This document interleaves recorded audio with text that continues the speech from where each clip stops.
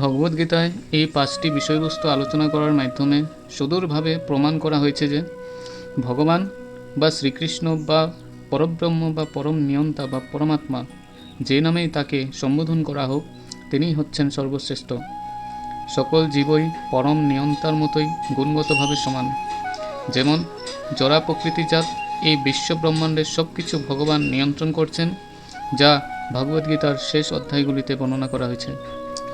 জড়া প্রকৃতি স্বাধীন নয়, পরমেশ্বরের নির্দেশে তাকে কাজ করতে হচ্ছে। শ্রীকৃষ্ণ তাই বলেছেন, ময়াধ্যক্ষণ প্রকৃতি সূয়তে সচরাচরম। এই জড়া প্রকৃতি আমার নির্দেশনায় ক্রিয়াশীল। আমরা যখন ভৌতিক জগতে বিস্ময়কর কোনো কিছু ঘটতে দেখি, তখন আমাদের বোঝা উচিত যে এর পেছনে একজন নিয়ন্তা রয়েছেন। নিয়ন্ত্রিত না হলে কোনো কিছুরই প্রকাশ হতে পারে না। যদি কেউ মনে করে যে কোনো পরিচালক ব্যতীতই প্রকৃতি পরিচালিত হচ্ছে, তবে তা শিশুসুলভ নির্বোধিতা।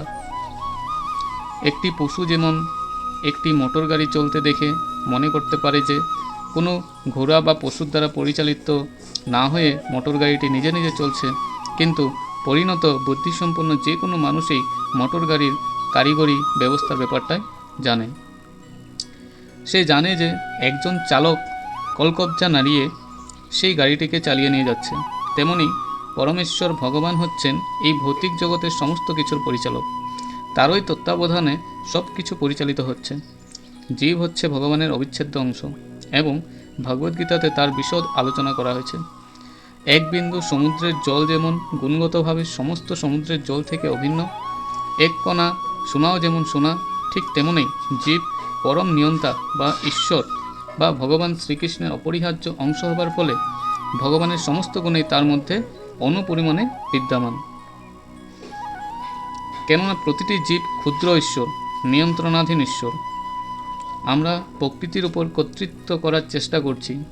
যেমন এখন আমরা অন্তরিক্ষ অথবা অন্যান্য গ্রহ নিয়ন্ত্রিত করবার চেষ্টা করছি।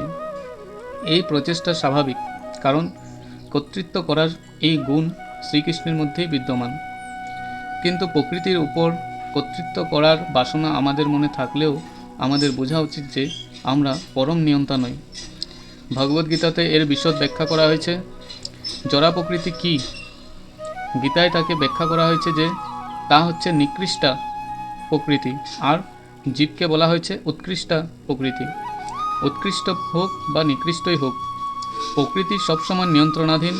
স্ত্রী যেমন স্বামীর দ্বারা পরিচালিত হয়, নারী স্বরূপা প্রকৃত তেমনি ঈশ্বরের দ্বারা পরিচালিত হয়। জীব ও জড়া প্রকৃতি উভয়কে পরমেশ্বর পরিচালিত করেন।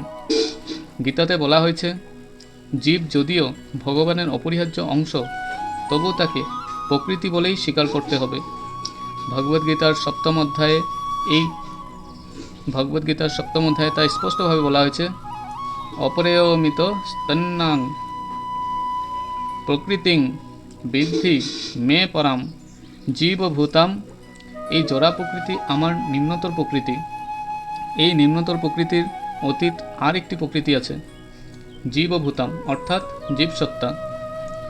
জড়া প্রকৃতি গঠিত হয়েছে সত্য, রজ ও তম এই তিনটি গুণের সমন্বয়ে।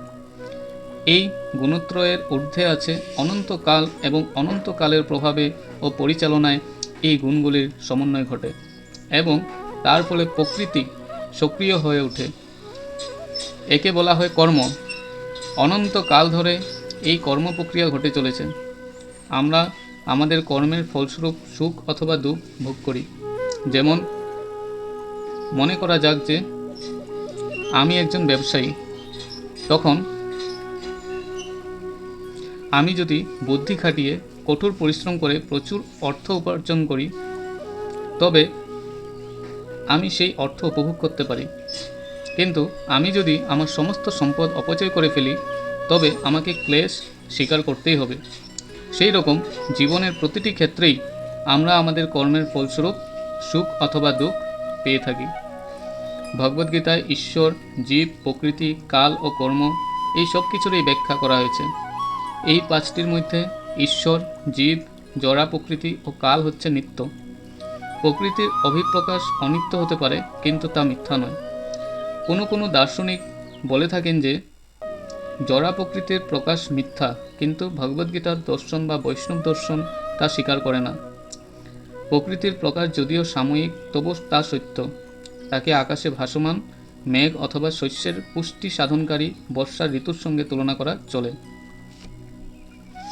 যখন বর্ষা ঋতু শেষ হয়ে যায় এবং মেঘ ভেসে চলে যায়, তখন সমস্ত শস্যকণা যা বৃষ্টির ফলে পুষ্ট হয়েছিল তা শুকিয়ে যায়। তেমনি কোনো এক সময়ে এই জড়জগতের প্রকাশ হয়, কিছুকালের জন্য তার স্থিতি হয় এবং তারপর তা অন্তর্হিত হয়ে যায়। প্রকৃতি এভাবেই কাজ করে চলে। এইভাবে অনন্তকাল ধরে প্রকৃতির প্রকাশ, স্থিতি ও অন্তর্ধান হয়ে চলেছে। তাই প্রকৃতি নিত্য, প্রকৃতি মিথ্যা নয়। ভগবান তাই একে বলেছেন আমার প্রকৃতি। এই জড়া প্রকৃতি হচ্ছে পরমেশ্বর ভগবানের ভিন্না প্রকৃতি। তেমনি জীবও হচ্ছেন ভগবানের শক্তি, তবে তারা বিচ্ছিন্ন নয়, ভগবানের সঙ্গে নিত্য সম্পর্কযুক্ত।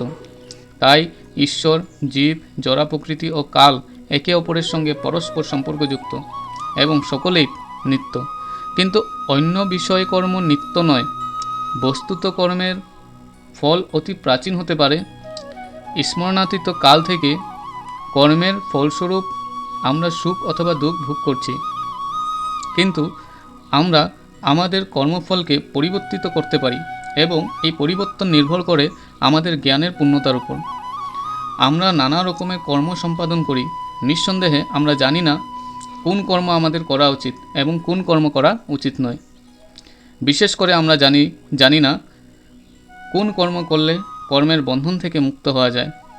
ভগবদ্গীতায় ভগবান তার ব্যাখ্যা করে আমাদের জানিয়ে দিচ্ছেন কোন কর্ম করা আমাদের কর্তব্য।